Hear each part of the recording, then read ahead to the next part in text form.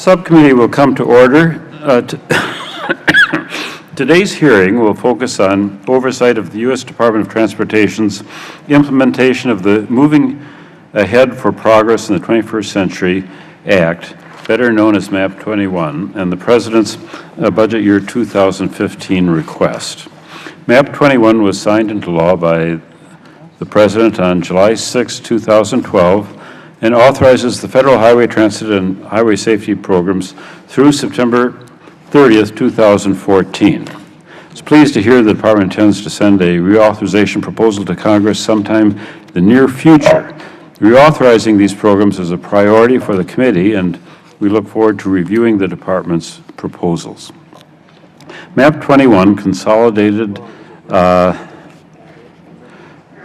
many federal programs that were duplicative or were not in the federal interest. These changes provide greater focus on the core national systems and give our non-federal partners greater flexibility to meet their transportation needs. MAP 21 made major reforms and improvements to the project delivery process. It currently could take almost 14 years for a transportation project to be completed if federal funding is involved, which is clearly unacceptable. Some of the MAP 21 reforms include allowing federal agencies to review projects concurrently, penalties for agencies that don't meet project review deadlines, and expanding categorical exclusions for projects in the existing right-of-way or with limited federal investment. These reforms will help cut bureaucratic red tape and quickly deliver the economic and safety benefits of transportation projects. The Department has started implementing these project delivery provisions, and I look forward to discussing their progress. MAP 21 also increases transparency and accountability by requiring states and transit agencies in conjunction with metropolitan planning organizations to incorporate performance targets into their long-term transportation plans. These performance targets will help our non-federal partners focus their limited federal resources on projects that have the greatest benefit. MAP 21 also creates a program to provide relief for public transportation systems that were affected by a natural disaster or catastrophic failure. Previously, transit agencies had to work through FEMA to replace equipment or rebuild their systems after a disaster. But after Katrina, transit agencies sought an emergency program similar to the emergency relief program operated by the Federal Highway Administration. This program was utilized by the states and communities impacted by Hurricane Sandy. Numerous trucking safety provisions were included in MAP 21, which reflects Congress's commitment to keeping truckers and the traveling public safe. Federal Motor Carrier Safety Administration is tasked with implementing new regulations on electronic logging devices, hazardous materials, safety permits, a drug and alcohol clearinghouse for commercial drivers, and a motor carrier registration requirements related to unsafe reincarnated carriers. These regulations will keep drivers safe while maximizing the efficiency of the trucking industry. Congress also recognized that new highway safety challenges have emerged. National Highway Traffic Safety Administration is required to implement a national priority safety program that incentivizes states to pass and enforce laws that address important safety issues. The program focuses on impaired driving countermeasures, occupant protection, motorcycle safety, distracted driving, and graduated driver's licensing. These reforms are only part of the sweeping changes made in MAP 21. Look forward to hearing from the Department on the progress it's made implementing the reforms that I've highlighted and others that were included in MAP 21. March 5th, the President released his Budget Year 2015 request for the Department. The request also included the Administration's vision for a 4-year, $302 billion surface transportation reauthorization bill. Look forward to discussing the details of the budget request. And now I recognize our ranking member, Eleanor Holmes Norton, for any opening statement she may wish to make. Thank you very much, Mr. Chairman, and I thank you for this in the continuing series of very important hearings that the committee and the subcommittee have been holding on MAP 21.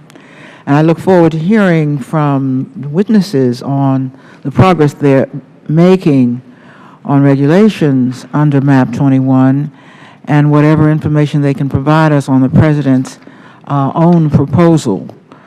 Mr. Chairman, the changes that we enacted in MAP 21 are proving what I think we all recognized, and that is many years to put in place to bring about the reforms, the rather considerable reforms envisioned there. That was a policy-heavy authorization.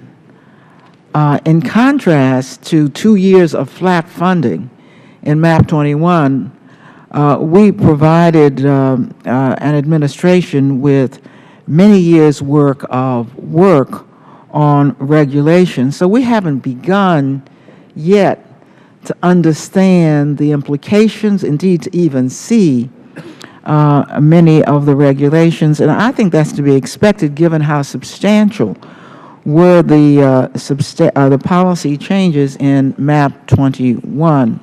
Mr. Chairman, I'm summarizing my testimony and ask that my full testimony, my full opening statement rather, be put in the record. Gone are the days, I believe, when we can have 3 months extensions or even 2-year bills.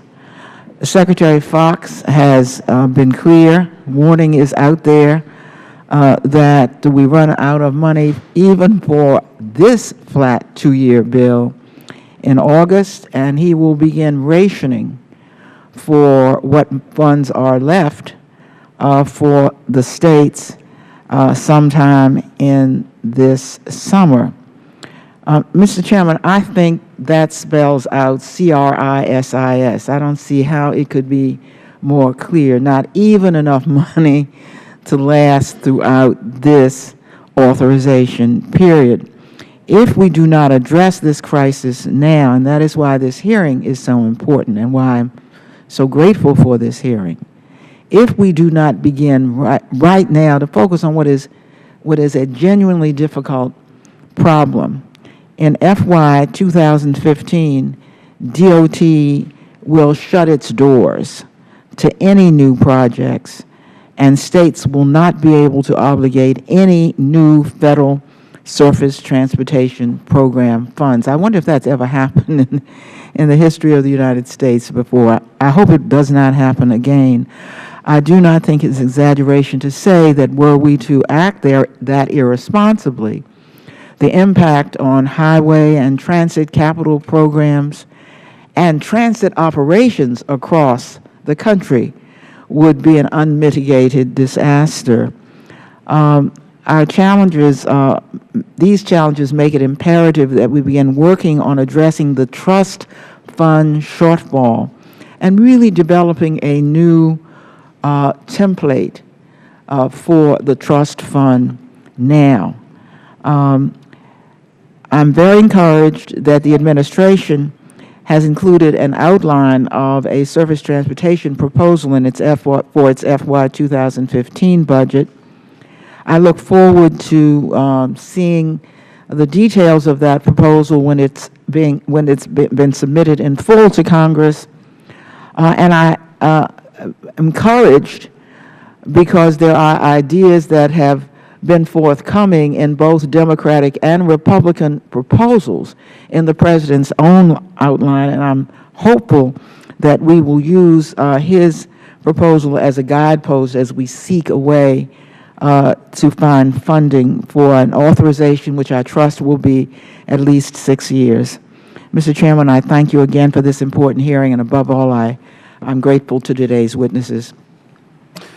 Thank you. Today's panel consists of the Honorable Peter M. Rogoff, Acting Undersecretary for Policy, the Office of the Secretary of the U.S. Department of Transportation, Mr. Greg Nadeau, Deputy Administrator of the Federal Highway Administration, Therese McMillan, Deputy Administrator of Federal Transit Administration, the Honorable Ann S. Farrell, Administrator, Federal Motor Carrier Safety Administration, and the Honorable David Friedman, Acting Administrator of the National Highway Traffic Safety Administration. Welcome to all of you. Your full statements with unanimous consent will be made a part of the record without objection, and we invite you to summarize them in approximately 15 minutes, beginning with Mr. Rogoff. Thank you, Mr. Chairman, Ranking Member Norton, members of the subcommittee. Thanks for inviting me here today to report on our progress in carrying out the MAP 21 law and to discuss our 2015 budget. I'm joined here this morning by the modal administrators who will testify principally about MAP 21 implementation. I will testify principally about the administration's budget and our comprehensive reauthorization plan. Since the beginning of the Obama administration, the U.S. DOT has worked extensively to rebuild our nation's infrastructure, put Americans back to work, and improve efficiency in our processes. Given the deteriorating condition of our nation's roadways, railways, and transit systems, continued robust Federal investment is essential. And our underlying programs supporting our investments require an overhaul. The Highway Trust Fund will face insolvency by as soon as this summer. Secretary Fox and the entire U.S. DOT team have been sounding the alarm on this concern for some months now. The highway account of the trust fund is likely to dip below the critical $4 billion funding level as soon as July, and the transit account will fall below $1 billion sometime in August. Absent action by Congress to replenish the trust fund, U.S. DOT will be required to implement cash management measures to preserve a positive balance in the trust fund and head off insolvency. If the trust fund were to become insolvent, hundreds of thousands of jobs across the nation could be at risk, and our ability to address the many road, rail, and transit needs in every state will be severely impeded.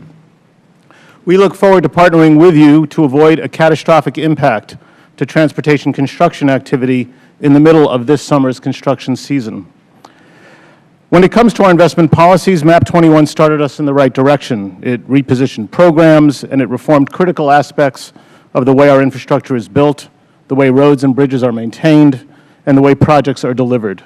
We believe, however, that more needs to be done. Going forward, the administration will be proposing further reforms through a $302 billion, 4-year transportation reauthorization plan that provides substantially increased and stable funding for our nation's highways, bridges, transit, and rail systems. The administration's plan is fully paid for through existing revenue and $150 billion in transition revenue from pro-growth business tax reform.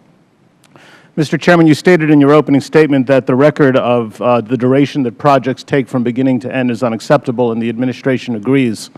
Our reauthorization plan will deliver major projects more efficiently by advancing policies to facilitate the President's stated goal of reducing the permitting and approval time for major infrastructure projects in half, all while creating incentives for better outcomes for communities and the environment.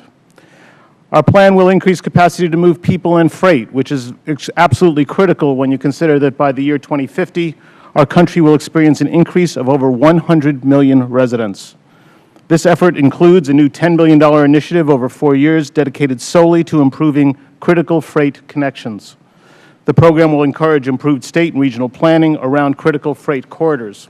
It will also give shippers and truck and rail industry representatives a meaningful role in crafting investment decisions in partnership with state and local governments. The plan will also ensure that we focus on fixing it first, improving the safety and performance of our existing infrastructure. This effort includes a new program aimed at repairing structurally deficient interstate highway system bridges, improving safety on rural roads, and supporting a state of good repair on the national highway system. Our plan will also better connect Americans in both urban and rural communities by investing in transportation projects that better serve centers of employment, education, and essential services. This effort includes more than $2 billion over 4 years for a new rapid growth area transit program that will link people to jobs and educational opportunities in fast-growing areas across the country. And the plan will create more resilient communities by promoting smarter transportation planning to reduce fuel use, conserve energy, and build for the challenges of the future. In the coming weeks, the administration will formally transmit a legislative proposal to Congress to provide the programmatic details behind each one of these plans. And when the bill is transmitted, Mr. Chairman, we sincerely hope that the committee will invite the Department back to discuss them in full. We look forward to working closely with this subcommittee as we build on the reforms contained in MAP 21 to bring infrastructure improvements to Americans in a faster, better, and smarter way. Thank you for the opportunity to appear before you today. I look forward to answering your questions when all the testimony is complete. Thank you. Thank you. Mr. Nadeau.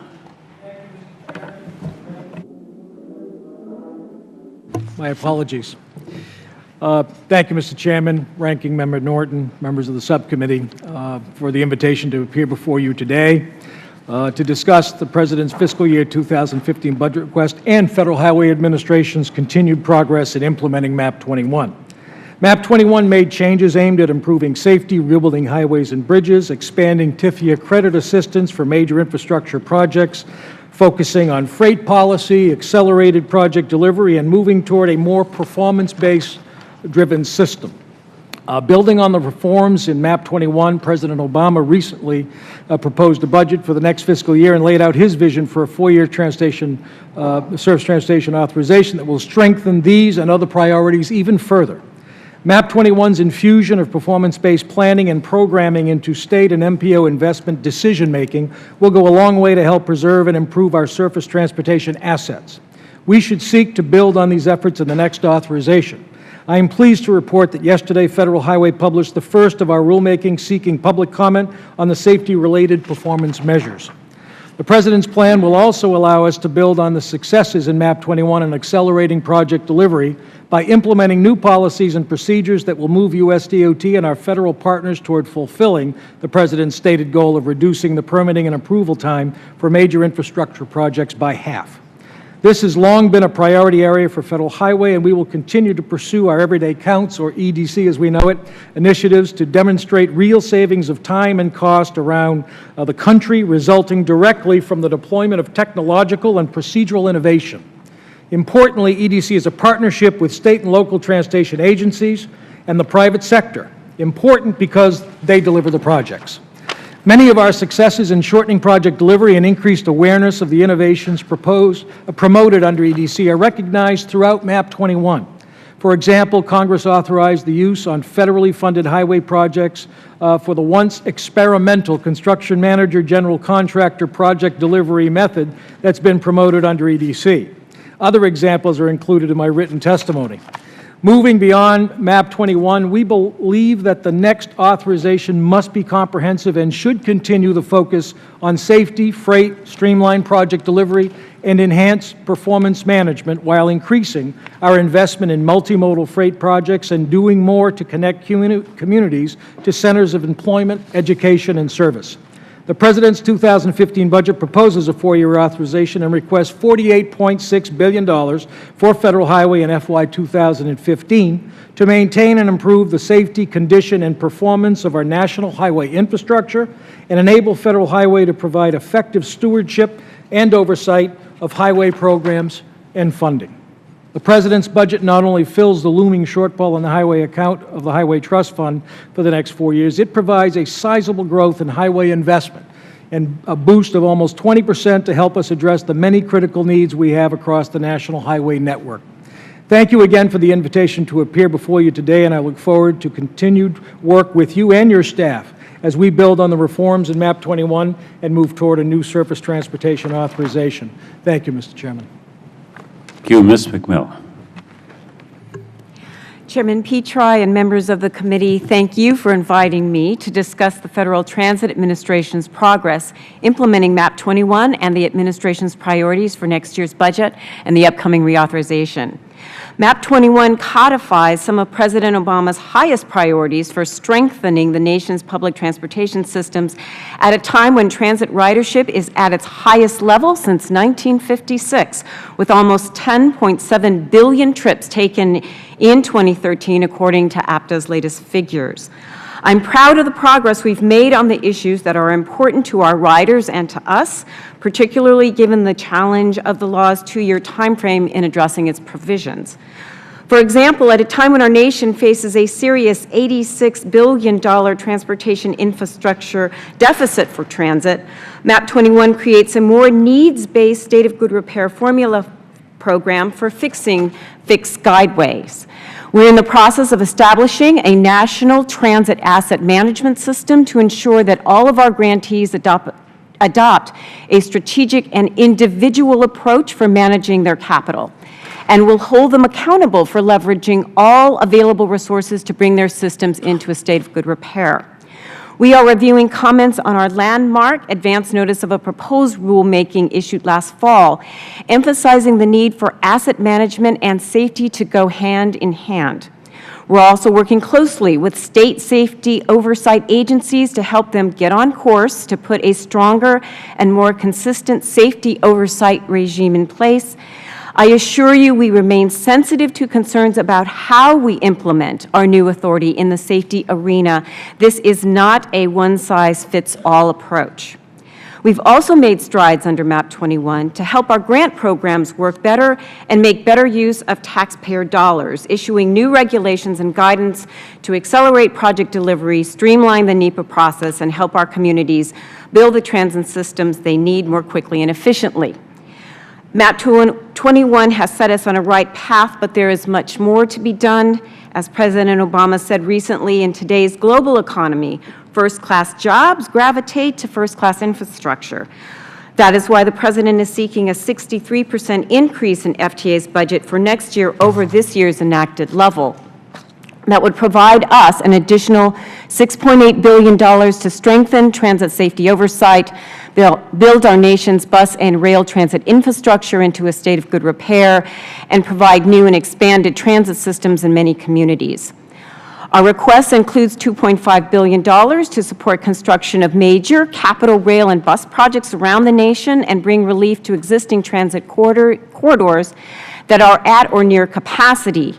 These projects create thousands of good jobs and give communities the transportation choices to access jobs, education, health care, and other vital services.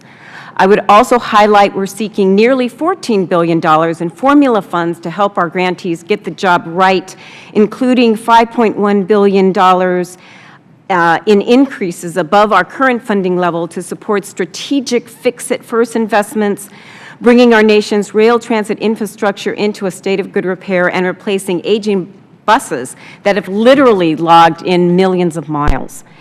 We also recognize how important transit has become in rural communities and on our tribal lands, where there are now more than 1,400 operators providing more than 140 million trips annually.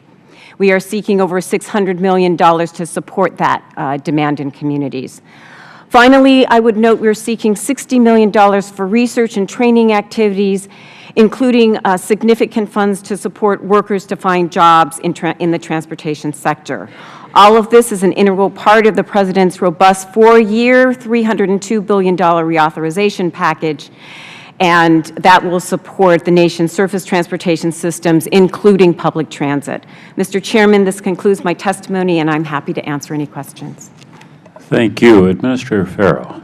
Thank you, Chairman Petri, Ranking Member Norton, and members of the subcommittee. Appreciate the opportunity to explain FMCSA's, the Federal Motor Carrier Safety Administration's implementation of MAP 21 requirements, as well as some highlights on our FY15 budget. DOT's top priority is safety, and for FMCSA, it was very exciting to see MAP 21 support the safety framework in which FMCSA has been driving forward to make safety gains in further reducing crashes involving commercial motor vehicles on our highways.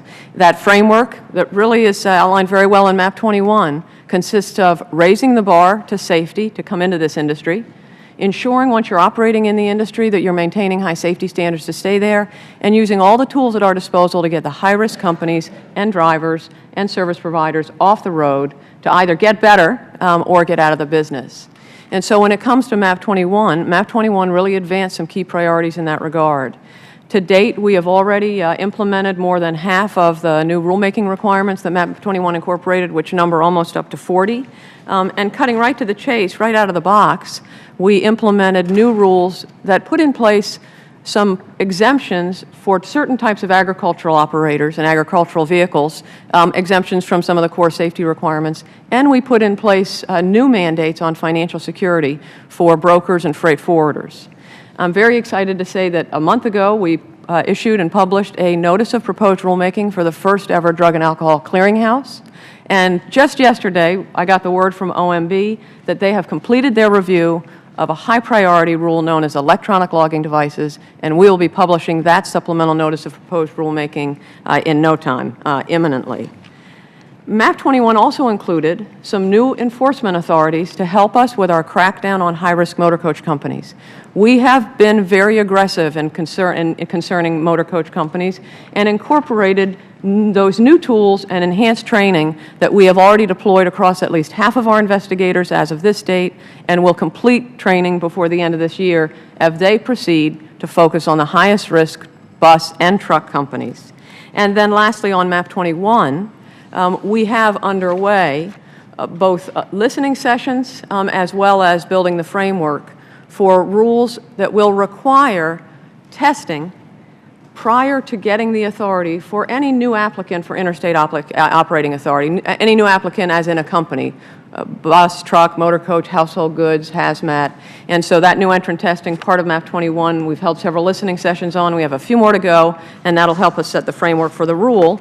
And we're actively working on strategies to move forward with a rulemaking on entry-level driver training for commercial drivers. With regard to the President's FY15 budget request of $669 million for FMCSA, not quite half, about $315 million, will support FMCSA's safety enforcement work and allow us to implement some of the other operating requirements of MAP 21 that accelerates our review of new entrants into the industry. The other half, a little more than half, will go to states in the form of grants, again, to further enhance motor carrier safety enforcement through roadside inspections. Mr. Chairman, that concludes my remarks, and thank you again for the opportunity to talk about those key initiatives. Thank you. Mr. Friedman. Good morning, Mr. Chairman and Ranking Member Norton and all the members of the subcommittee. I truly appreciate the opportunity to testify before you today. And I'd also like to thank each and every one of you on this committee for your efforts on MAP 21. I look forward to working with you to strengthen highway safety through a comprehensive 4-year reauthorization of our surface transportation programs as the President has proposed. Now, NHTSA takes tremendous pride in our nearly 5-decade-long record of protecting Americans by partnering with the states and to enforce strong highway safety laws and by working to make vehicles safer. Since 1970, highway fatalities have declined by 36%, and they've fallen by 22% in just the last decade. But we also have to face the reality of where the numbers are today. There are more than 30,000 fatalities on America's roadways each year. We must continue to look at new and innovative ways to save lives while continuing to support education and enforcement efforts that we know deliver results. The administration does continue, as Administrator Farrow noted, to place safety at the forefront of all that the Department does. And the President's budget request continues our efforts to save lives, reduce injuries, and lower the costs of crashes. States are a vital partner in these efforts. And that's why, as part of the budget, we are requesting $577 million for highway traffic safety grants. Now, implementing MAP 21 has been a major priority for NHTSA. The agency issued an interim final rule to expedite guidance to the states as quickly as possible. We want to get the money out and get it doing the good work that it's intended to do as fast as possible. So we continue to work with states to help them access those resources under MAP 21 and to put them to good use. Now I'd like to briefly discuss a few of our priorities as they are related to MAP 21. First of all, seatbelts. Seatbelts remain one of the single most effective ways to reduce deaths and injuries. And seatbelt usage is on the rise in our nation, and that is great news. But I do need to emphasize that seatbelt use continues to be higher in states with primary belt laws. We are also working to address the issue of the epidemic of drunk driving, where more than 10,000 Americans lose their lives in completely avoidable crashes. We must make more progress on this critical issue. NHTSA is also very concerned about the upward trends in pedestrian and bicyclist fatalities. As Americans spend more and more time walking and cycling, we must bring new resources and proven strategies to bear to better protect them. We are working with the states, for example, to develop new performance metrics on bicycles so that we can be targeting the resources where they need to go to affect and improve the issue of bicycle fatalities. Bicycle and pedestrian fatalities are a priority of Secretary Fox, so you can expect to see our efforts in these areas continue to grow. Now, we've also worked very hard to help older Americans maintain their mobility safely. Older drivers are safer drivers on average, but they are more likely to suffer serious injuries if involved in a crash. And so it's important that we continue to look for ways to mitigate those risks. Now, in addition to NHTSA's traditional enforcement efforts, we're also looking to vehicle technologies for ways to save lives. The President's budget request supports NHTSA's plan to expand the agency's focus on technology.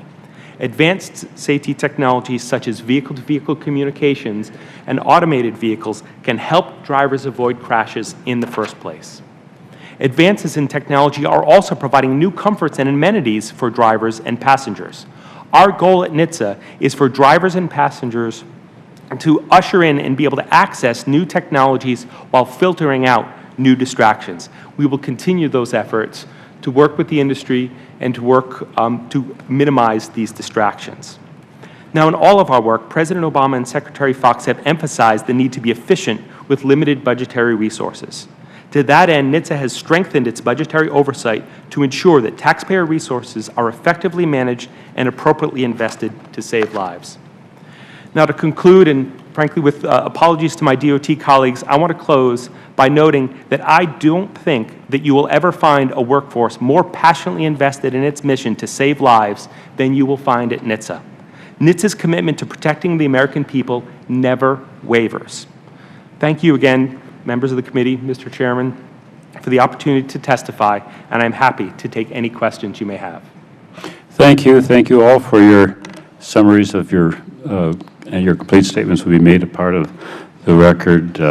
I have a couple of questions. Mr. Friedman, one thing that's worth mentioning is that obviously safety is number one, and we want to be vigilant and keep making improvement, but there has been quite a success story there in the sense that the number of fatalities on the nation's highways has been tending downward for a number of years now, and it used to be in the 40 to 50,000 range, and it's now in the 30 to 20,000 range. And I think the percentage of accidents that are due to human mistakes or peccadillos of one sort or another, as opposed to mechanical failures, has been there's been a significant improvement by the auto industry and trucking industry in trying to build more safety into vehicles and to give people more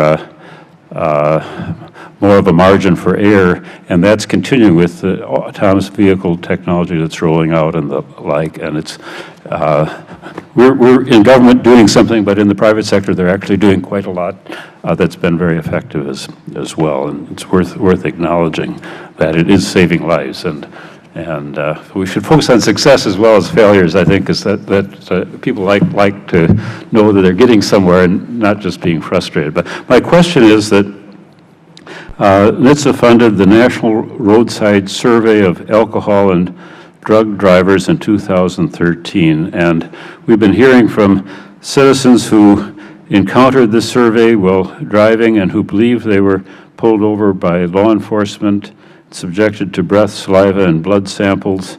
And since the survey hires law enforcement officers to direct traffic, and I guess they are often in their uniforms, it could appear to a motorist that they were entering into a DUI checkpoint or some sort of involuntary government search regime.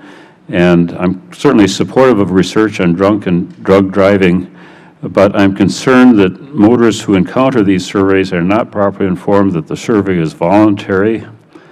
We're increasingly living in a society where people are worrying about Big Brother and government overstepping its bounds in a number of different areas, and I think we need to be sensitive to that. So my question is, how is NHTSA addressing these concerns, and what procedures does NHTSA require in order to inform the motorists that the survey is voluntary? Thank you very much, Mr. Chairman. And quickly, relative to your first point, we look at improving safety as a partnership. It's a partnership with the states, it's a partnership with Congress, and it's a partnership with industry. We need everyone moving forward, and we've made tremendous progress in reducing highway fatalities. Our goal is to make a lot more. In regards to the roadside survey, it's definitely gotten a lot of attention. This is a very important program. It is a voluntary program. When drivers approach these sites, the very first thing that they see is a very large orange sign with the words "Paid Voluntary Survey." That is their very first indication that this is a voluntary survey. In many cases, they can be waived into the survey site by police officers. Those police officers are there because our priority is safety. The job of those police officers is to ensure the safety of the participants, to ensure the safety of the researchers, because while we're gathering this data, we need to make sure that everyone is safe. And when the driver enters the site, they are told very clearly in a very strict protocol by the researchers that this is voluntary. They are given the opportunity to drive away. In fact, when drivers first see this orange sign, about a quarter of them drive through.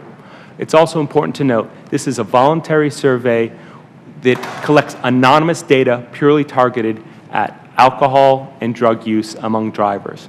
I believe we've taken every effort to make sure that that is clear. In fact, we're taking additional efforts, for example, removing the initial use of an air sampler to test the level of alcohol on people's breath to ensure that we get their consent first before gathering any data. Well, the next time you do one of these, or next couple of times, I don't know if you or someone in your department could quietly and anonymously just drive down the road and see if all these procedures work and go through the experience without letting them, not an official inspection, but because sometimes you put things on paper, but in reality, people follow the path of least resistance, and it's, you know, the public is clearly, we're hearing from them, they're concerned about this. And I understand those concerns, and we've continued to take those concerns very seriously, we have sent staff out to these sites, and we regularly audit to make sure that all these policies and procedures are moving forward. We make sure to get the cooperation of the states as we move forward, as well as local law enforcement, to ensure that everyone is informed and safety is protected in these voluntary and anonymous surveys. Thank you. Yeah, I have one other quick question. Ms. Farrell, several of my constituents have expressed their frustration with Federal Motor Carrier Safety Administration's safety measurement system. Roadside inspection violation data was erroneously issued by an enforcement officer, was later challenged in court, and the violation was dismissed. My constituents submitted an appeal of the dismissed violation through the data queue system, but the officer that issued the violation declined to repeal the violation for the SMS. These scores are having real-world impacts on the carrier's ability to find business, and erroneous violations could put a carrier out of business. So if it's not a valid administration violation, why is it not being removed, and how is this issue being addressed? Mr. Chairman, at the heart of that issue has been a question about fairness. And so we have examined, we've spoken with a lot of companies and drivers about the issue. We have heard a lot of recommendations.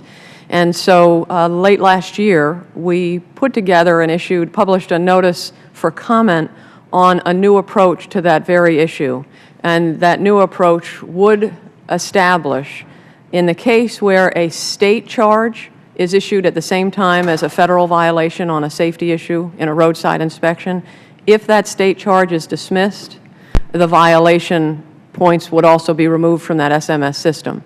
If the state charge is downgraded, we would make sure the record is noted that that charge has been downgraded. And so we are wrapping up. We received a lot of comments. It closed in January. We're wrapping that up, and we expect to proceed, we think, with a better approach that actually will likely address the concern that you raised.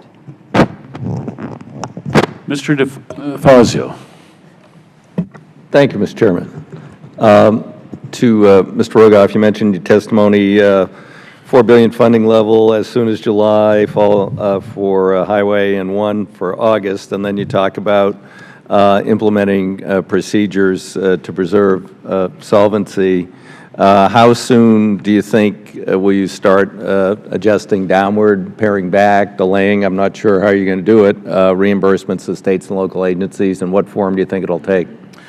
Well, Mr. DeFazio, I cited those specific thresholds, $4 billion for the highway account and $1 billion as the transit account, is sort of when our first alarm goes off. So you're going to go up to that point? We will, but we know when it's coming with increasing certainty with each passing month as we see the Treasury reports of receipts versus expenditures.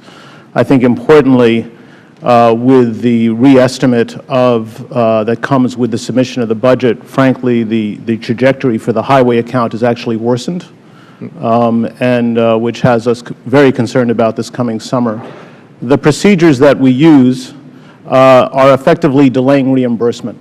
Both of these programs work on a reimbursable basis, and we normally reimburse a grantee anywhere from within a matter of hours to generally no more than a day and a half. That allows them to not have to float cash, if you will, to the Federal Government. So what are we looking at? And so it certainly, but our biggest concern is absent action to rectify this problem, the states and the transit agencies are going to start revisiting their investment decisions a lot sooner than that. While we will, start implementing cash management procedures as we trickle down below $4 billion and below $1 billion, we are concerned that we will see a slowdown before that will impact employment. Right. I believe Kansas has already announced at least one state. I've got a letter from Oregon Department of Transportation. They're looking more at the next fiscal year, but I would assume that many states will follow and we could see a slowdown. I'm just curious that the administration has put forward a proposal with illusory corporate tax reform, which won't happen this year. We're going to pay for the trust fund. Do you have a backup plan? Because I have personally presented to the President, presented to your predecessor, presented to the current Secretary, I mean not your predecessor, to Ray LaHood, current Secretary, a simple idea. Now, as I drove to work on Friday, and I came home, gas had gone up a nickel a gallon. Was I outraged? Did I scream and yell? Did I pound? No, I expect it, okay? Well, what if 1.4 cents of that had gone to rebuild our infrastructure? Simple proposal. Index the current user fee gas tax to construction cost inflation, fleet fuel economy.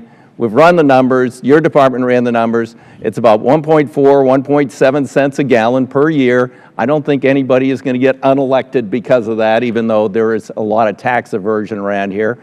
And use that projected cash flow for bonding to backfill the trust fund. We have an unprecedented problem. We could raise the tax a dime today.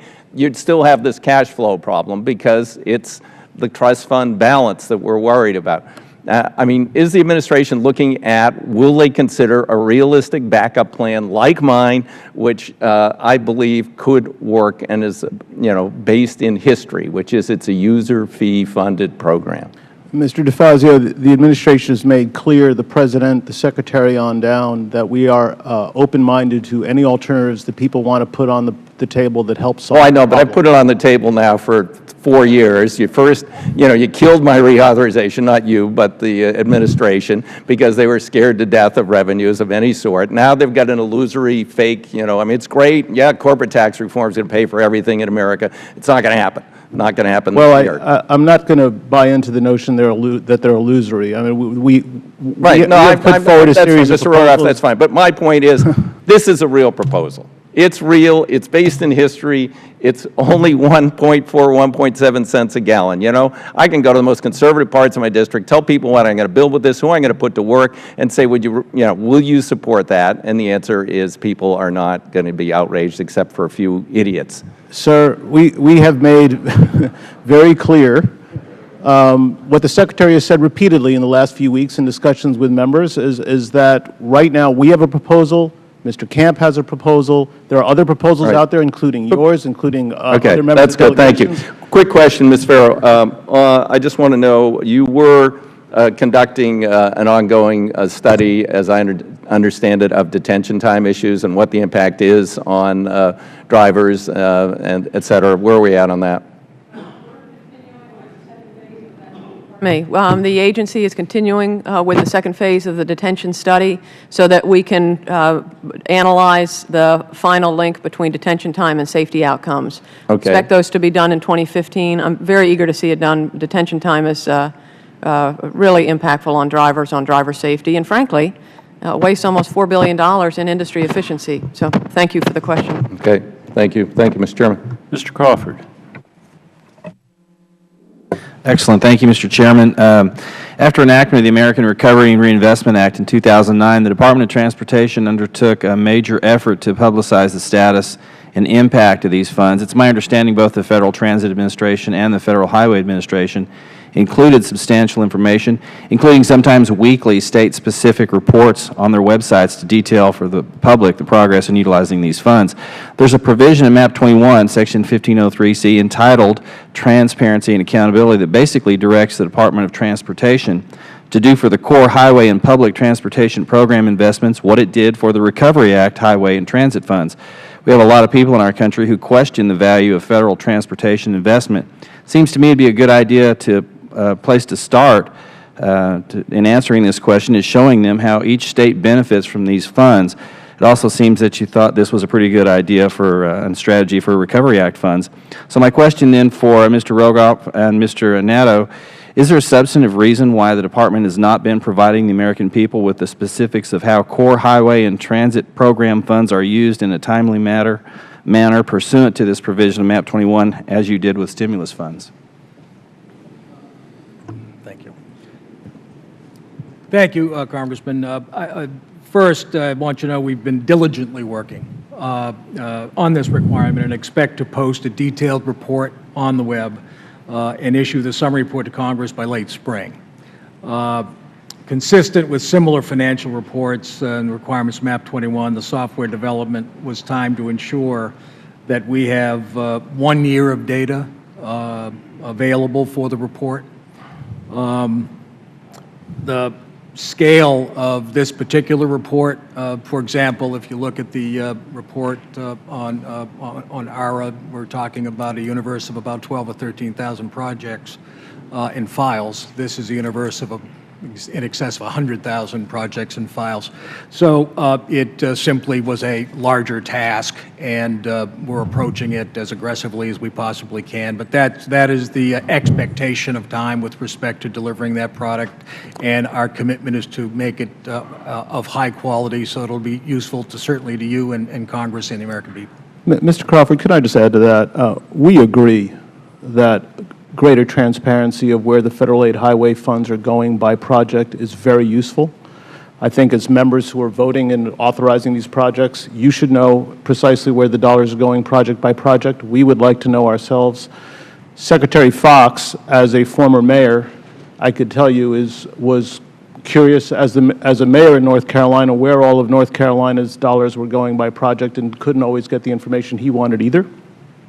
We are standing up that capability.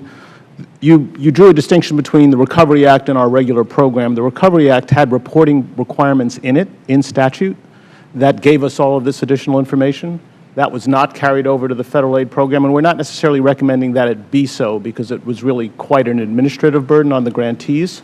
But that said, we are working to get project-by-project data, and we are as interested in it as you are. Thank you, gentlemen. I appreciate it, and yield back. Thank you. Mr. Series. Thank you, Mr. Chairman, for holding this hearing today. You know, I was very pleased to hear that Chairman Schuster is looking forward to addressing the freight mobility as one of his priorities for the bill. And I'm happy to see the administration is also interested in that.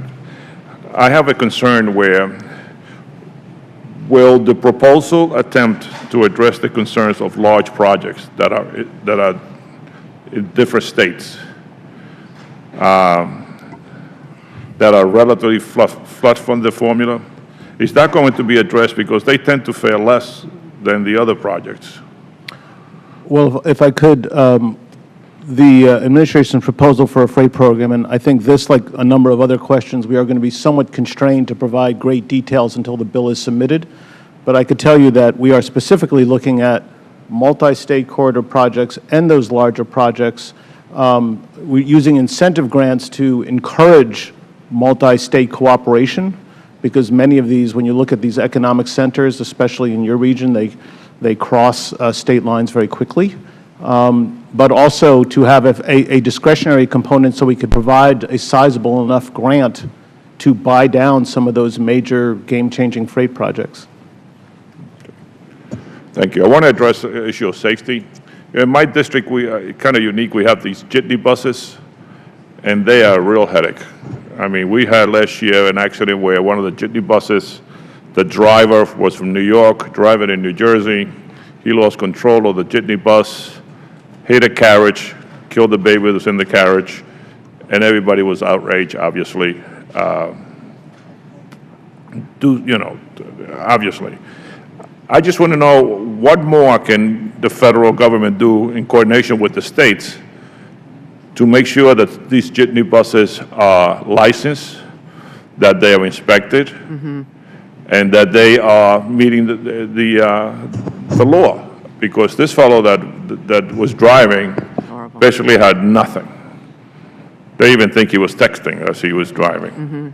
So I was just wondering if you intend to focus more on that, because it is an increasing problem, especially in urban areas where transit companies are pulling their buses, and these jitney buses are coming in and filling in the gap.